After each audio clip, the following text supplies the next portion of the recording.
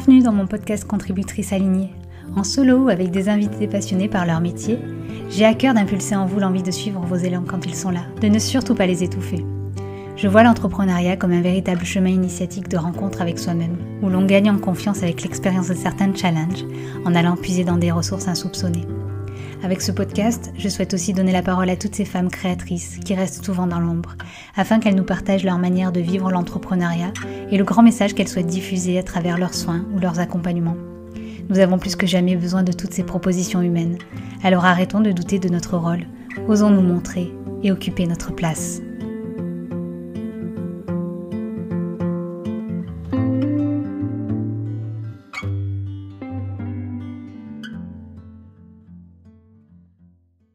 Bonjour à toutes, j'espère que cet épisode sera audible parce que j'ai la voix un petit peu éraillée, je suis prise depuis quelques jours mais je tenais à enregistrer cet épisode là, aujourd'hui, maintenant, parce qu'il se peut que dans une semaine j'ai plus autant envie d'en parler.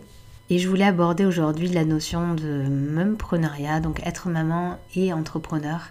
En fait, quand j'ai eu envie d'enregistrer cet épisode, très honnêtement, j'ai voulu parler des difficultés d'être maman et entrepreneur.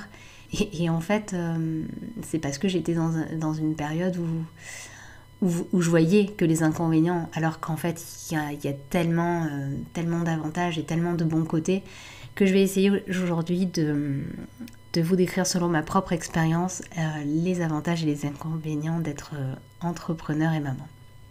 Je vais peut-être commencer par les difficultés, puisque c'est par le biais de cette période un petit peu difficile que j'ai traversée pendant les dernières vacances scolaires, que j'ai eu envie d'en parler de manière plus longue que ce que je peux parfois le faire sur Instagram.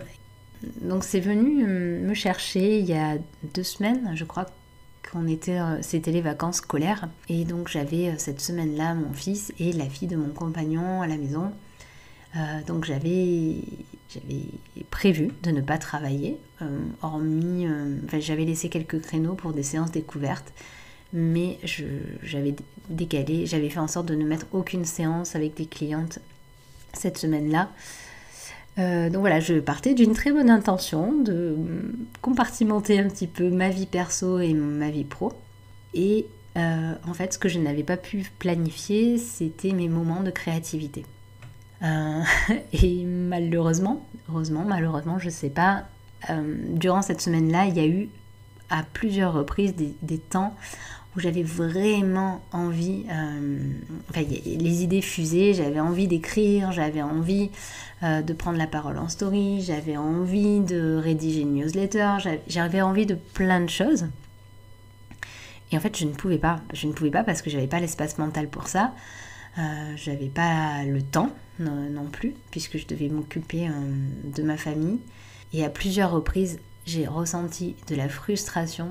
Et alors, je vous dis même pas à la fin de la semaine, c'était une frustration extrême en fait. Et qui a généré même un certain mal-être, un certain énervement. Et cet énervement a lui-même généré de la culpabilité.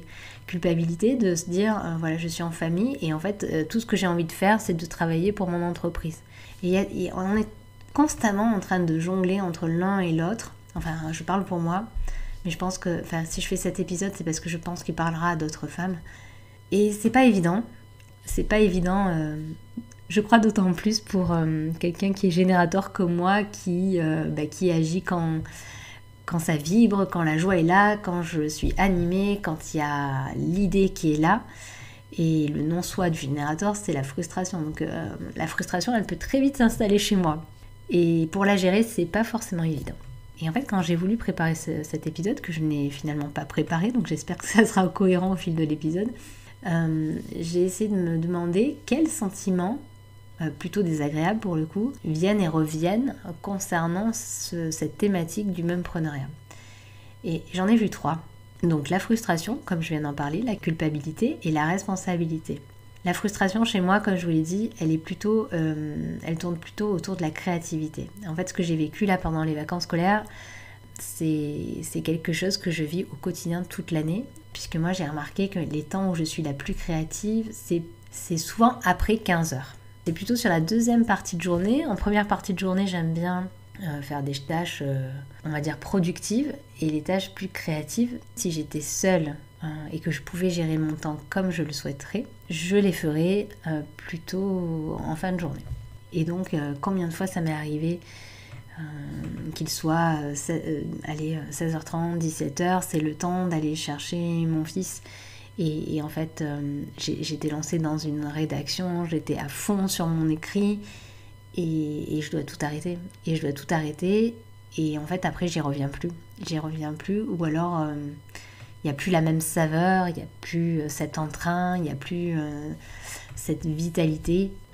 Donc voilà, c'est vraiment des sentiments qui s'entremêlent entre frustration et culpabilité. Et pourquoi j'en parle aujourd'hui ? Parce que j'ai l'impression que c'est pas forcément beaucoup dit, notamment sur les réseaux.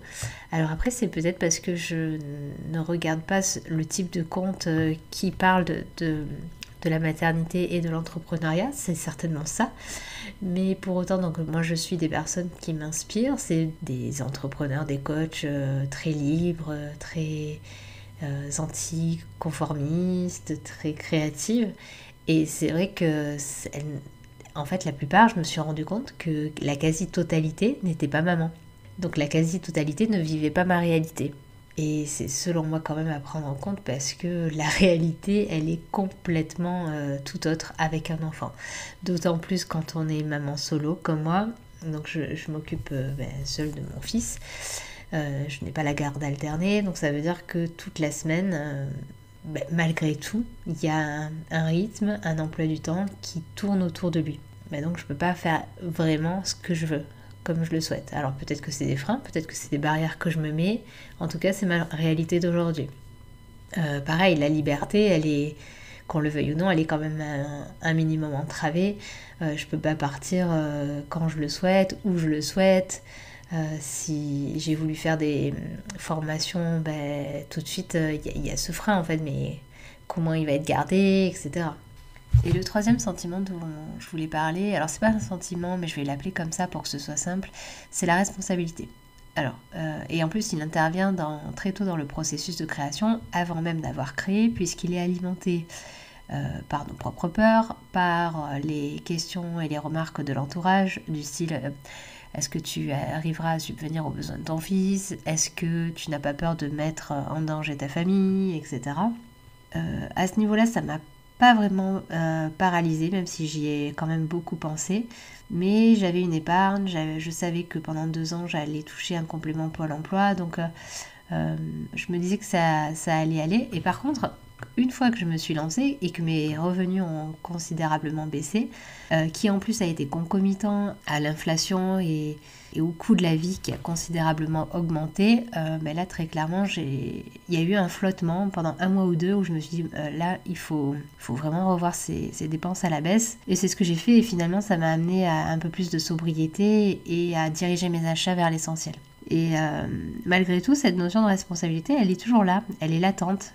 Et parfois je me dis, si dans 1 an je ne vis pas tous les mois de manière pérenne avec un revenu plus ou moins confortable de mon activité dès début 2024, mais potentiellement, parce que j'ai un enfant, je vais reprendre en complément une activité salariée. Alors que si je n'avais pas d'enfant, je pense que j'aurais vécu avec ce que je gagne et puis j'aurais fait avec. Donc voilà, elle est quand même là, cette notion. Elle est latente. Et je ne voudrais pas rester que sur des choses négatives, parce qu'il y a énormément de points positifs. Et d'ailleurs, je voudrais vous inciter à tenter l'aventure. Donc je vais vous donner, selon moi, selon ma propre expérience, tous les bénéfices que ça a été de lancer son entreprise en étant maman. Et c'est le premier bénéfice, il est complètement contradictoire avec la notion de frustration dont j'ai évoqué tout à l'heure, c'est la flexibilité. La flexibilité de me dire, je peux organiser mon temps comme je le souhaite, je peux prendre les rendez-vous comme j'en ai envie, pas forcément le soir, je peux, si j'ai besoin d'un rendez-vous en journée, je peux le faire. Je peux amener mon fils 2 fois par semaine aux activités extrascolaires sans devoir prendre un RTT, 1 heure de RTT le soir comme je faisais auparavant. Là, cette année, il a eu quelques séances d'orthophonie les lundis après-midi en plein horaire scolaire, j'ai pu y aller. Et d'ailleurs, à ce moment-là, je me suis dit, mais comment j'aurais fait Si j'avais été salariée, ça aurait été une source d'angoisse énorme en fait. Et là, j'ai pu le faire. Alors, pour le coup, il y a le pendant de ça, c'est que ça grignote, mine de rien, énormément mes journées de travail. Et ça les grignote encore plus puisque je travaille de la maison. Donc c'est une chance pour moi. Ça me permet d'avoir moins de pression pour m'organiser dans ma vie personnelle aussi. J'ai l'impression que je suis moins en mode robot le soir quand je le récupère et que je m'occupe de lui. Mais ça gravit quand même, mine de rien, beaucoup mon temps pour gérer les affaires du quotidien. Donc s'il y a une machine à étendre, je le fais. S'il faut vider le lave-vaisselle, parfois je m'avance sur le repas du soir pour éviter le rush, le tunnel de 18h-20h que les mamans connaissent. Mais tout ça mis bout à bout, ça prend quand même pas mal de temps. Donc ça permet de donner une flexibilité, mais il faut faire attention à ce que ça ne vienne pas trop grignoter, à un peu plus cadrer les choses et à pas se laisser envahir par les affaires du quotidien. Le gros avantage aussi, et il est plus d'ordre émotionnel, plus de l'ordre d'une certaine fierté, c'est de voir que mon enfant sent que j'adore mon métier et de lui montrer cet exemple. Et combien de fois là depuis 1 an, au détour d'une conversation ou même quand il parle à d'autres personnes, il dit maman elle adore son travail, toi maman tu as de la chance, ton travail c'est ta passion. Et en fait c'est le plus beau cadeau, c'est le plus bel exemple que je pouvais donner à mon fils, c'est de lui montrer qu'en fait on peut ne pas être dégoûté d'aller au travail le matin, on peut ne pas être énervé en rentrant du travail le soir, et on peut vivre de sa passion, de ses talents, de ce qui nous fait le plus vibrer. Un autre avantage, là aussi, contradictoire avec la frustration de tout à l'heure d'être coupé, mais l'avantage c'est d'être coupé, justement dans son travail. Parce que quand on aime faire ce qu'on fait, on aurait tendance à pas compter ses heures. Surtout que moi, parfois quand je suis lancée dans quelque chose qui m'anime, je peux travailler non-stop pendant des heures. C'est pas un problème pour moi. Je peux avoir cette énergie qui me permet de le faire et donc le fait d'être coupé va préserver mon équilibre personnel, mon équilibre mental. Ça me permet de me forcer finalement à respecter mes besoins, à recharger mes batteries et à repartir le lendemain sur le bon pied.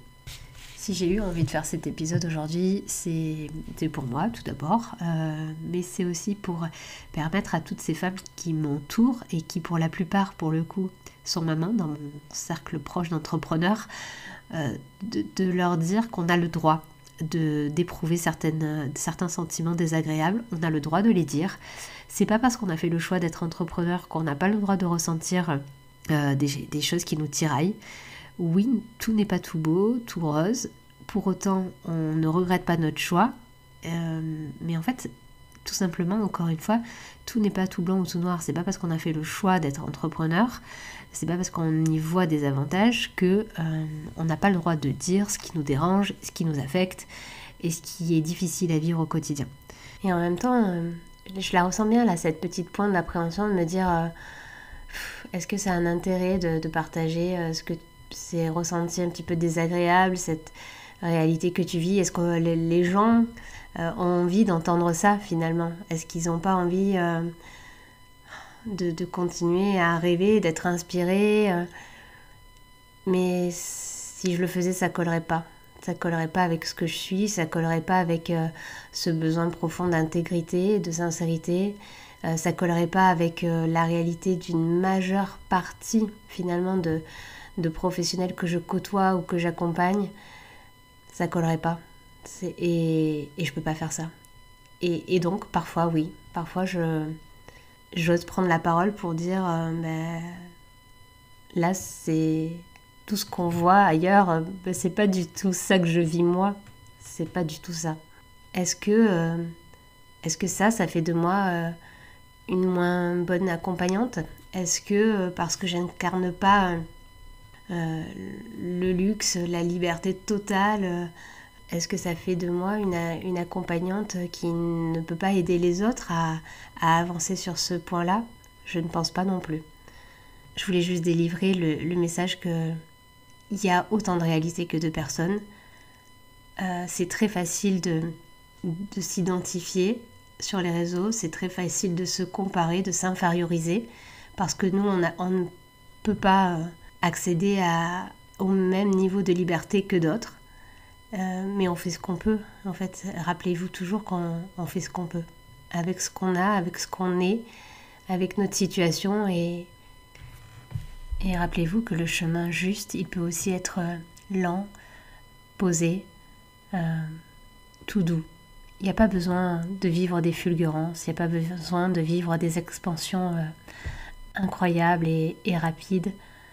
À mon sens, ce qui compte, c'est tout ce qui se passe sur le chemin, c'est de se demander à chaque étape est-ce que je me sens bien, est-ce que c'est toujours aligné, est-ce que je n'ai pas évolué entre-temps, est-ce que je pourrais me sentir mieux en faisant telle et telle chose, est-ce que je me donne l'autorisation de penser, de faire des choix différents, est-ce que je me choisis en toutes circonstances, malgré tout.